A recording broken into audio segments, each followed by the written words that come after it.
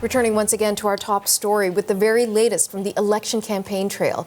With advanced polling now underway, time is running out for the parties to win over voters. And just a short time ago, the Liberal Party became the latest to lay out its fully costed platform. Its promises to Canadians in the face of economic uncertainty whipped up by U.S. tariffs. Here is Leader Mark Carney speaking in Whitby, Ontario. What we're doing is we're taking government spending, which has been growing too fast. It's been growing at 9%, the operating spending, and we're focusing in on that, reducing duplication, finding efficiencies on through the delivery of various programs, using technology, capping the federal public service, which has grown by 40% over the last 10 years.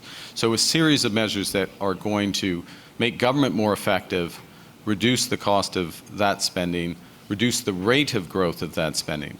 And then the second thing that we're doing, very importantly, so that's spending less. And the second thing that we're doing is we're not spending that amount of money, we're investing that amount of money. So we're using very limited government resources to catalyze enormous private sector investment. And that's what drives this economy forward. That's what meets this moment. Carney said the platform is based on 4 core principles: unity, security, protection, and building. The plan includes $35 billion in new spending over the next year if the Liberals are returned to government, and almost $130 billion over the next 5 years. CBC's Aaron Weary was also listening in, and he joins us once again live from Ottawa.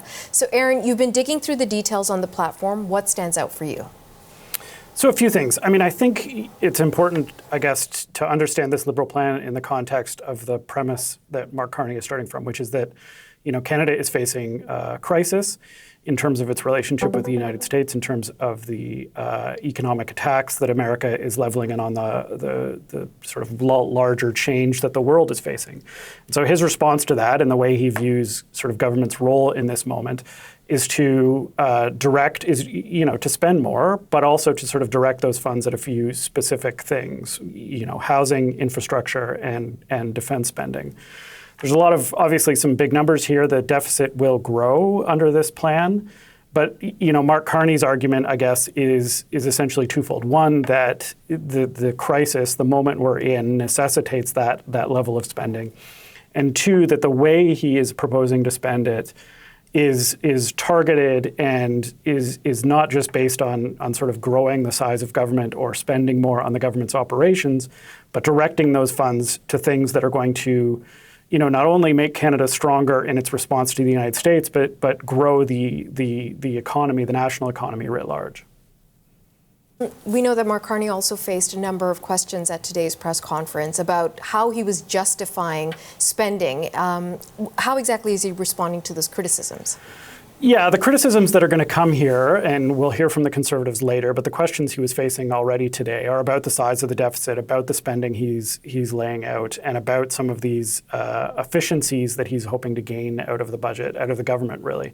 So some of the way he's proposing to pay for this is to look for efficiencies, and I believe they use the term productivity within the public service. So that, would necessitate a spending review and to look at the internal operations of government. He's been fairly clear and categorical that transfers to individuals and transfers to provinces won't be touched. But obviously there's a question of exactly how you find those savings within government. Not only can you find them, but exactly what will it take to find them. The other is about, of course, just the simple question of the deficit. And if the deficit's going to get bigger, can he justify that? I suspect that will be sort of the pointy edge of the Conservative attack later today, will be over just the numbers that are involved, and whether spending into a deficit or increasing the deficit at this time is the wise course of action. Carney's response that he's building, as I mentioned, is that this is the moment when the government needs to do the things that he's proposing to have it do. But I suspect there will be some debate over the deficit and in the next several days.